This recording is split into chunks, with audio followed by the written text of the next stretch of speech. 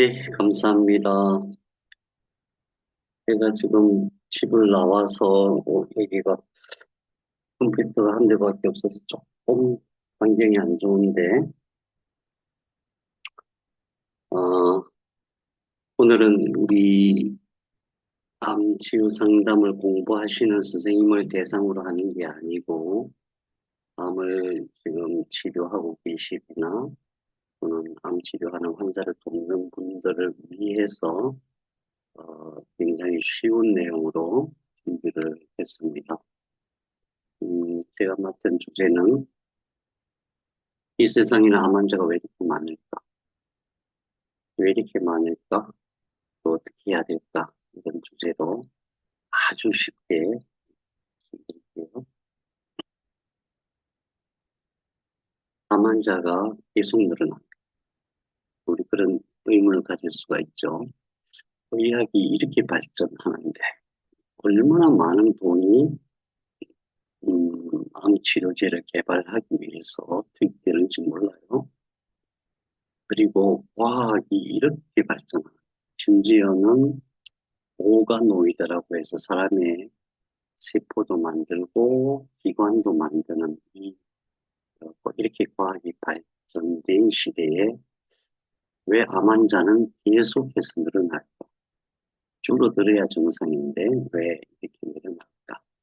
그런 관점에서 한번 살펴보고자 합니다. 이건 이제 통계청에서 나온 자료인데 통계별 그게 세세하게 우리가 통계를 살펴볼 필요는 없지만 그래프를 보시면 중요한 사실을 알 수가 있습니다. 그래프가 계속해서 우상향하고 있어요. 그 다음에 인구수를 보면 인구수 중에서 위에 있는 부분이 65세 이상 고령층이거든요. 65세 이상 고령층은 아니고 65세까지는 청년이고, 예, 그 다음부터 그런데 어쨌든 65세 이상 연령대가 갈수록 늘어나고 있죠. 늘어나면서 또 암 환자도 같이 늘어나고 있습니다. 그래서 지금 간단하게 보면은 나이가 들면 들수록 암에 걸리기 쉽다. 이런 상황을 알 수가 있죠. 어쨌든, 이렇게 과학이 발달한 시대에 암 치료가 잘 안 되고 있다고 하는 것은 무엇을 의미하냐 하면은 아직 인류가 암을 치료하는 방법을 완전히 개발하지 못했다는 뜻입니다. 이론적으로는 굉장히 많이 파악이 되고 있지만 실질적으로 그것을 암 치료에 적용을 잘 못하고 있다는 뜻이고 우리 주변에 그래서 암 때문에 고통받는 환자들이 너무나 많습니다. 너무나 많습니다. 우리가 암에 대해서 공부하기 전에는 잘 못 느꼈죠. 주변에 암 환자들이 있는지. 근데 암에 대해서 관심을 가지고 보면은 왜 이렇게 암 환자들이 많은지. 또 중요한 것은 뭐냐 하면은 계속 늘어난다는 것입니다. 계속 늘어나고 있습니다. 어, 왜 그럴까를 한번 생각해 봐야 됩니다. 왜 그럴까? 우선 먼저 생각해야 될 것은 암의 원인이 무엇인가? 이거는 이제 아주 명료하게 정리가 되어 있죠. 여러 가지 원인이 있어요. 외부 원인, 내부 원인. 굳이 구분해서 따지지 않는다 하더라도 암의 원인은 딱 하나밖에 없습니다. 딱 하나인데 그것은 유전자 변이, 유전자 변이로 인해서 그 유전자 변이가 되는 그런 원인이 다양하게 있을 뿐이에요. 그래서 암 치료는 세포의 유전자 변이를 막는 것이 가장 중요한 치료법인데 이 말을 아주 쉽게 하면은 암이 왜 걸리느냐 건강하지 못해서 걸린다 이런 뜻입니다. 그 얘기를 조금 더 살펴보기로 해요.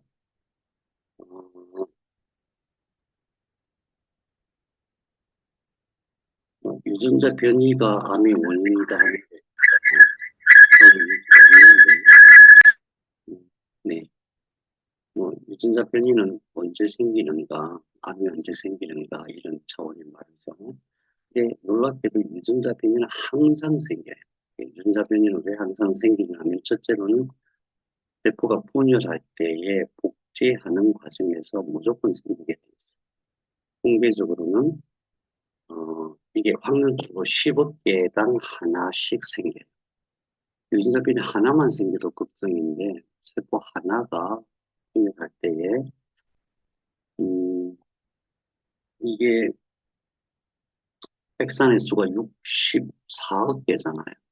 남자는 63억 개고 63억 개인데 10억 개당 하나가 생기면 세포 한 번 분열할 때마다 6개씩 생긴다는 뜻이잖아요. 그러니까 무조건 생기게 돼 있어요. 그거 생기면은 그게 계속 축적이 되면 무조건 암이 되는 거예요.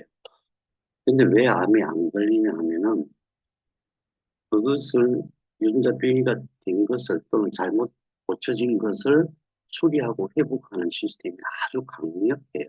그래서 일반적으로 젊은 사람, 20대에서 대략 40대 사이의 젊은 사람들은 100억 개당 공개적으로 하나씩 유전자 변이가 있습니다.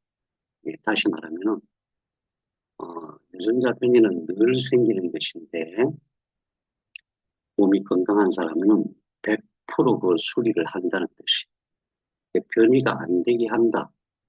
암을 치료하는 데 있어서 유전자 변이가 발생하지 않게 한다. 이거는 불가능한 일이고, 기본적으로 유전자 변이는 항상 생기는데 그것을 수리하고 복구하는 능력이 떨어지면은 그게 축적이 되는 거예요. 그래서 암이 되는 거예요.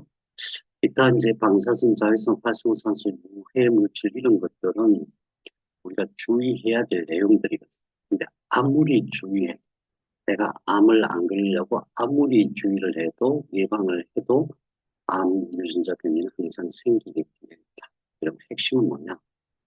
수리 복구 시스템이 정상적으로 잘 작동하게 하는 것입니다. 그 말을 더 쉽게 말하면 몸이 건강해야 암이 안 걸려요. 그것을 조금 더 다른 표현하면은 몸이 노화가 되거나 몸이 약해지면은 암이 걸리게 돼 있어요.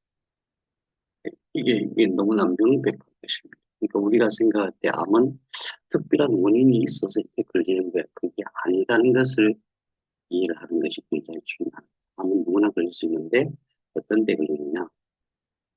외부 원인보다도 더 중요한 게 내 몸이 약해졌을 때, 무엇이 약해졌을 때인가 유전자 변이를 수리하고 회복하는 그 시스템이 약해졌을 때에 암이 걸리는 것입니다.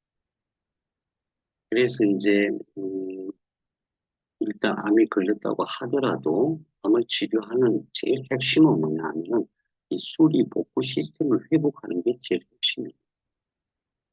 그러니까 예를 들면은 여러 가지 우리가 복합 전염물 이런 걸 생각해 볼 수가 있죠. 근데 그 전에 우리가 꼭 기억해야 될 것은 뭐냐면 항암제는 어, 유전자 변이를 수리하고 복구하는 약이 아니라는 거예요. 근데 유전자 변이를 수리하거나 복구하지 않았음에도 불구하고 치료가 되는 것은 뭐냐? 그것은 어느 정도 환경이 됐을 때 몸이 스스로 그걸 회복하고 복구된 거예요. 수리하고 복구하는 시스템. 다시 정리해드리면은 몸이 약해졌다. 이렇게 약해졌다는 것은 어떤 의미냐 하면은 유전자 변이는 항상 생기는 것인데 그것을 회복시키고 수리하는 그 시스템이 망가졌다. 그러면은 반드시 암이 된다. 어떻게 고쳐야 될 것인가? 억제하는 것도 중요하죠. 지금 모든 의료 행위는 암세포를 억제하는 데 집중되어 있지만 그것보다 훨씬 더 먼저 선행되어야 될 것이 유전자 변이를 수리하고 복구하는 시스템을 그걸 회복시켜야 됩니다. 그 회복이 안 되면 암을 억제해. 그런데 계속 변이는 일어나. 또 억제해. 또 변이는 일어나. 그래서 안 되는 거거든요. 이것을 간단하게 설명하면 변이가 왜 일어났느냐는 그 말을 몸이 건강하지 못해서라고 표현할 수 있는 거예요. 우리가 굉장히 복잡하게 생각할 게 없어요. 우리 몸이 건강하면은 수리하고 복구하는 시스템이 아주 활발하게 작동을 하고, 그렇게 되면 절대 암이 안 걸린다. 다시 말하면 수리하고 복구하는 시스템이 아주 강력하다. 이런 것이죠.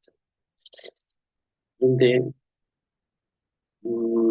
예, 그래서 수리하고 복구하는 시스템을 우리 뭐 선생님들은 늘 보시던 화면이라서 어떨지 모르겠는데, 제가 이제 오늘 새로 오신 분들이라고 생각하고 다시 한번 화면을 보게 돼요.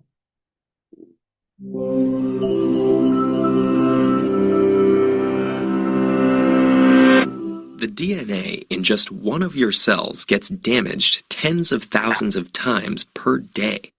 Multiply that by your body's 100 trillion or so cells, and you've got a quintillion DNA errors every day. And because DNA provides the blueprint for the proteins your cells need to function, damage causes serious problems, such as cancer. The errors come in different forms. Sometimes nucleotides, DNA's building blocks, get damaged.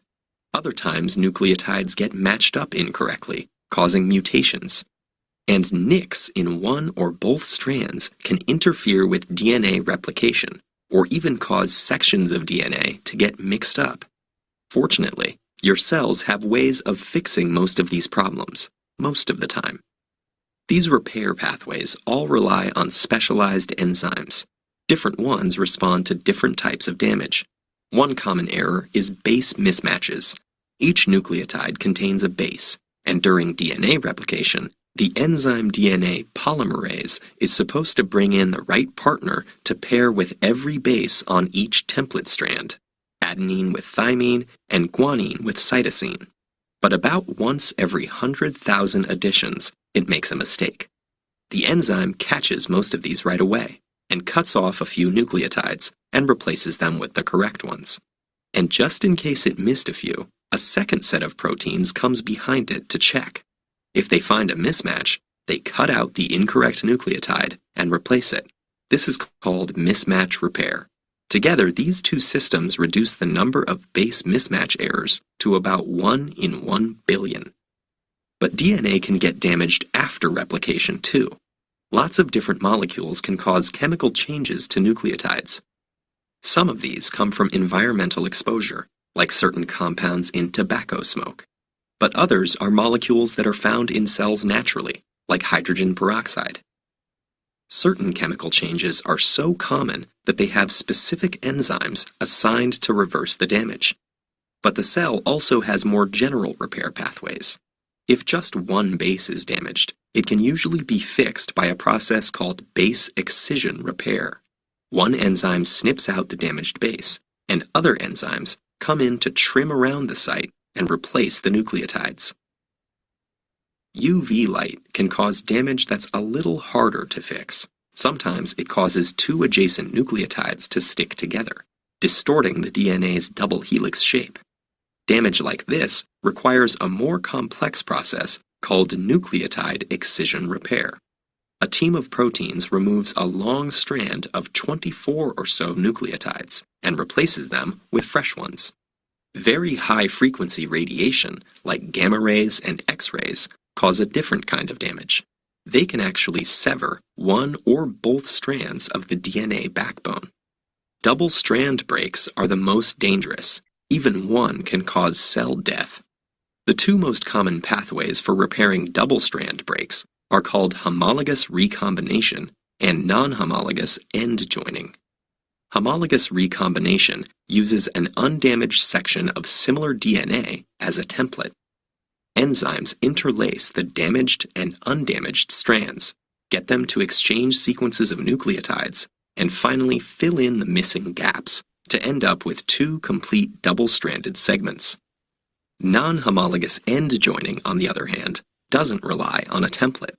Instead, a series of proteins trims off a few nucleotides and then fuses the broken ends back together.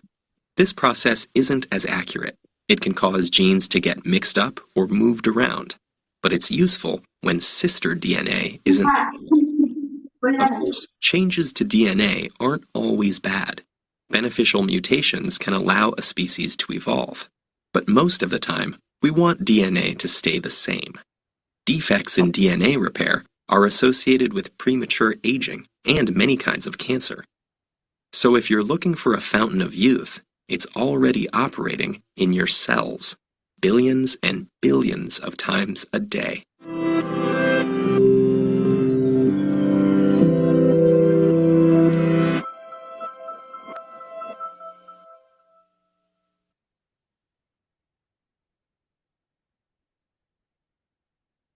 네, 어, 혹시 이 영상을 너무 빨라서 잘 이해 못하셨다면 꼭 이것을 반복해서 보시고 완전하게 이해해 주시기 바랍니다.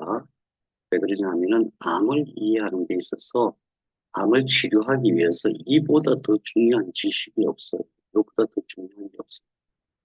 우리 몸에서 유전자 변이가 일어나서 암이 됩니다. 그럼 유전자 변이를 복구하면은 암의 치료가 됩니다.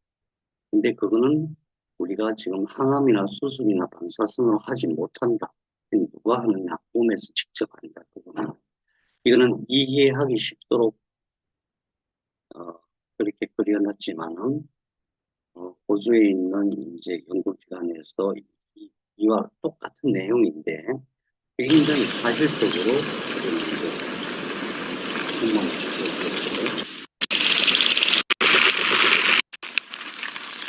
예를 들면 아까 하나가 다 잘라져 나갔어요. 잘못됐어요. 그러면 그걸 다 풀어가지고 다시 하나씩 하나씩 푸는데 이런 시스템들이 작동을 해요.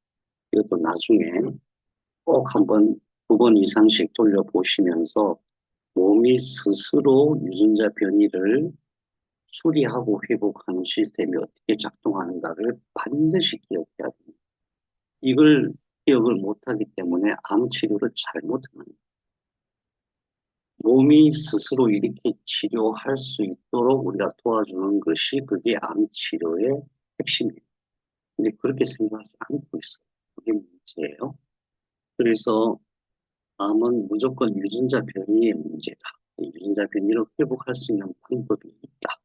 방법이 있는 정도가 아니라 우리 몸에는 아까는 뭐 1경계씩 조도 아니고 1경계의 유전자 변이를 복구한다고 나왔지만은 그 정도는 아니고 그렇다고 하더라도 어마어마하게 많은 변이를 매일같이 수리를 왜 암에 걸리느냐?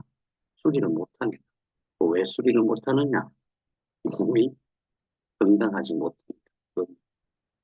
그래서 암 환자가 왜 이렇게 많으니까 이것은 우리가 어떻게 생각해야 되냐면 내가 재수가 없어서도 아니고 담배를 피워서도 아니고 뭐 나쁜 짓을 해서도 아니고 오로지 몸이 약해졌어요. 몸이 약해졌는데 그 중에서도 유전자 변이를 회복하는 그 기능이 약해졌어요. 유전자 변이를 회복하는 그 기능이 약해지려면 또 여러 가지 다른 것들이 약해지는 게 있어요.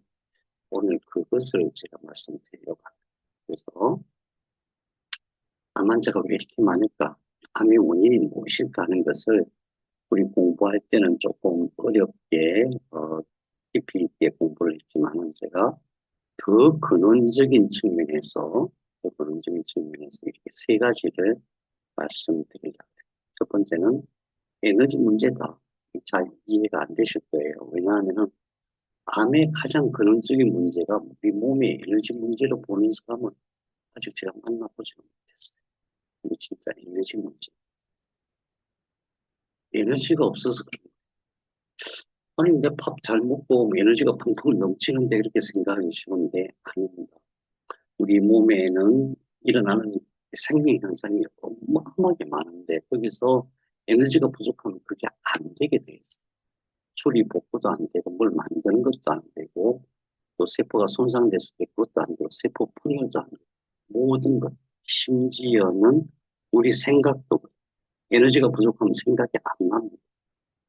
막 머리 아파 피곤해 뭐 이런 거 있잖아. 의욕이 없어. 전부 에너지가 부족합니다. 그래서 에너지 문제가 제일 근원이라는 그것을 제가 좀 설명드려요. 제가 다시 말씀드리거니와 암 사망자가 왜 이렇게 많은가? 암의 원인이 무엇인가? 이것을 설명할 때에 그것이 에너지 문제가 제일 큰 문제라고 하는 것을 얘기하는 책도 없고 사람도 없으니까 잘 못 이해를 하세요. 이게 진짜 큰 문제라는 것을 강조를 드리고 싶고, 두 번째는 이 에너지의 근원, 우리 몸에서 어, 사용하는 에너지의 근원이 전부 먹거리예요. 물론 이제 뭐 호흡에 대한 얘기도 하고 햇빛 되는 것도 얘기도 하고 그러지만 먹거리가 가장 많은 에너지를 공급하는 먹거리가 잘못돼 있어. 우리가 생각할 때에 하루 세 끼, 또 어떤 사람은 되게 하루 두 끼 정도, 나이 들면 사실은 두 끼만 먹어야 돼요. 네. 간헐적 단식이 언제 일어나냐 하면은 저녁 식사를 조금 일찍 하고 그 다음날 아침, 점심을 합해서 아점을 먹고 그러면은 보통 12시간 이상의 차이가 나요. 그래서 나이가 들면 두 끼를 먹어야 오래 살아요. 수명이 확 늘어납니다. 수명이 10년 이상 늘어납니다, 여러분. 두 끼만 먹고 살아야 되는데 이 두 끼가 겨우 겨우 공깃밥 하나. 옛날에는 밥을 굉장히 많이 먹었어요. 요즘은 공깃밥 하나를 채 못 먹잖아요. 저는 공깃밥 하나 안 먹어요. 근데 주위 사람들 보니까 특히 여자분들은 공깃밥 하나를 못 먹어요. 그 다음에 국 있고 반찬 있고 채소 또는 고기 몇 점 이렇게 먹잖아요. 겨우 그거 두 끼 먹고 우리 몸에서 사용하는 에너지는 어마어마하거든요. 어떻게 이런 일이 있을 수 있는가?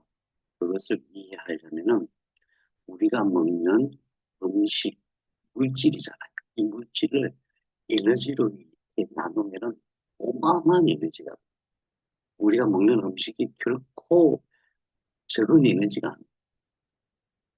예, 네빌라르노님이 눈에 동그랗게 뜨고 계시니까 여기서 E는 MC 제곱을 생각하면 돼. E는 MC 제곱. C 제곱이 뭐네요?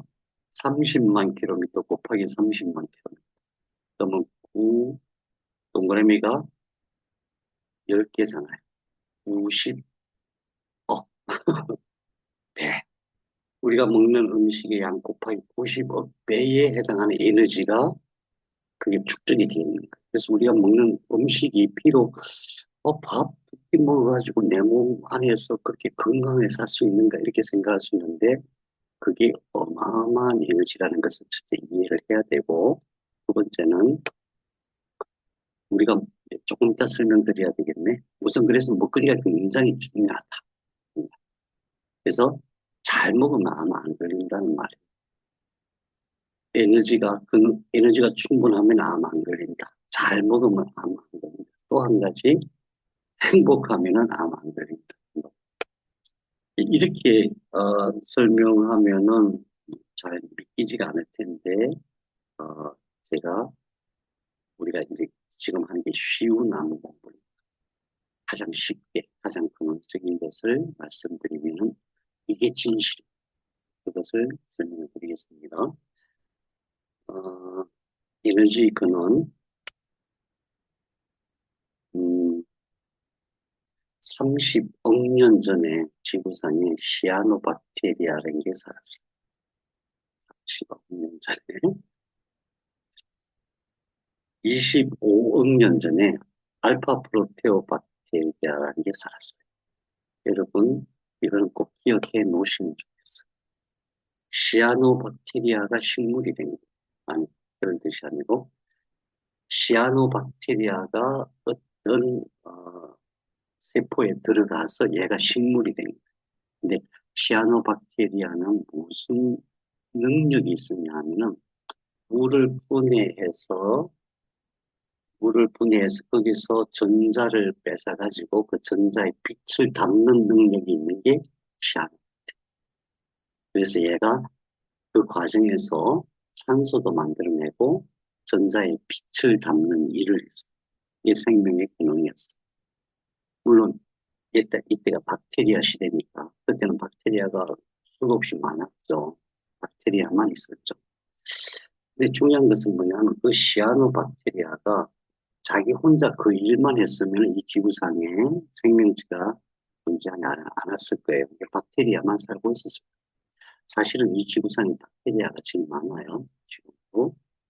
근데 박테리아가 엽록체라고 하는 식물 속에 들어가서 엽록체가 되면서부터 비로소 식물이라는 생명체가 탄생하게 돼요. 그게 없었으면은 동물이 있을 수가 없어요. 왜? 빛을 담는 능력이 있었기 때문에.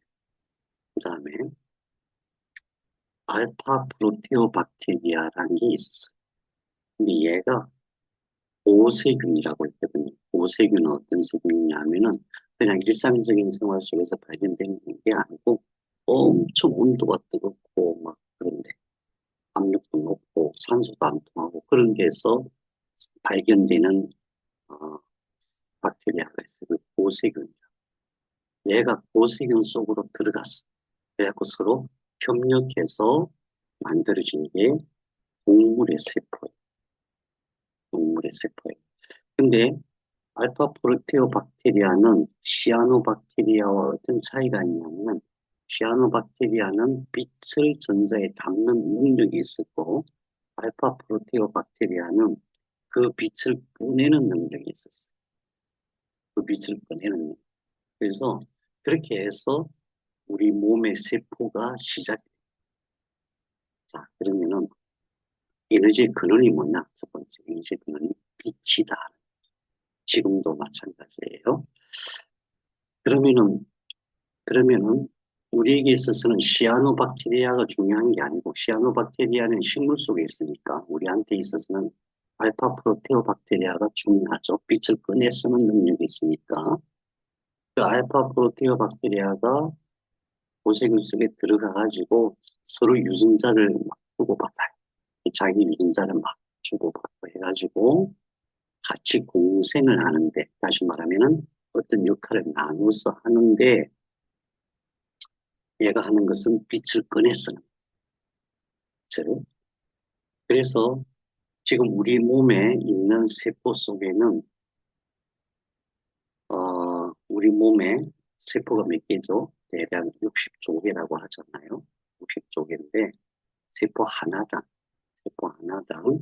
미토콘드리아가 그러니까 알파 프로테오박테리아가 고세균 속에 들어가서 이 미토콘드리아가 된 거예요. 이름이 바뀐 거예요. 그 미토콘드리아가 몇 개가 되어 있냐면 세포 하나당 1000개가 있어요. 뇌세포에는 2,000개가 있어요. 세포 하나. 난자에는 몇 개가 있다 했죠? 난자에는 20만 개가 있어요. 생명을 이루는 데 있어서 빛을 꺼내 쓰는 역할이 엄청 중요하다는 걸 알 수가 있죠. 우리 몸의 세포 안에 미토콘드리아가 1,000개 있다는 의미는 어떤 의미냐면은 우리 몸에서 물을 다 빼고 우리 몸 전체 체적의 절반이 미토콘드리아란 뜻이에요. 미토콘드리아가 그래서 엄청 많아요. 진짜 중요한 건 뭐냐? 얘가 빛을 꺼내 쓴다 그랬잖아요. 빛을 꺼내 쓰는 걸 ATP라는 게 담아요. 그것을 가지고 우리가 에너지로 쓰는 거예요. 우리 몸에서 일어나는 모든 생명 활동, 뭐 아까 우리에게 제일 중요했던 것 DNA가 변이가 되는 걸 수리하고 복구하는 데에도 이겼어. RNA 정상제도 쓰고 세포 분열하는 데 쓰고 심지어 뭐 소화액을 만들어내는 거, 눈물샘을 만들어내는 거, 우리 움직이는데 생각하는데 또 감정 막 이렇게 하는데 전부 그 에너지를 써요. 그래서 그 에너지를 얼마나 많이 쓰냐면 킬로그램으로 따지면은 하루에 50kg씩 만들고 숫자로 따지면은 뇌세포 하나가 만드는 ATP 숫자가 1초에 40억 개가 됩니다. 40. 1초에. 그러니까 무지하게 많이 만들어요. 미토콘드리아가 많으니까. 핵심은 뭐죠? 핵심은 빛을 꺼냈을 거예요. 빛을 꺼내서 그 얘기의 의미가 뭐냐? 중요한 의미는 그걸 못 만들면은 죽어요. 우리 죽음이 거기서 와요.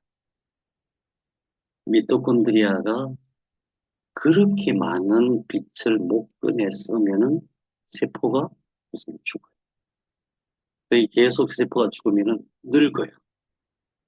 몸이 늙는다는 것은 미토콘드리아가 빛을 덜 꺼냈습니다는, 못 꺼냈습니다는 얘기예요. 그 다음에 계속해서 못 꺼냈으면은 사람은 죽어요.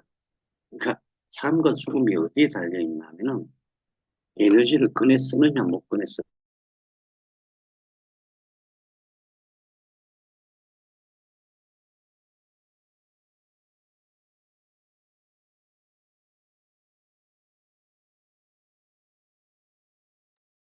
잠시 화면이 꺼진 것 같습니다.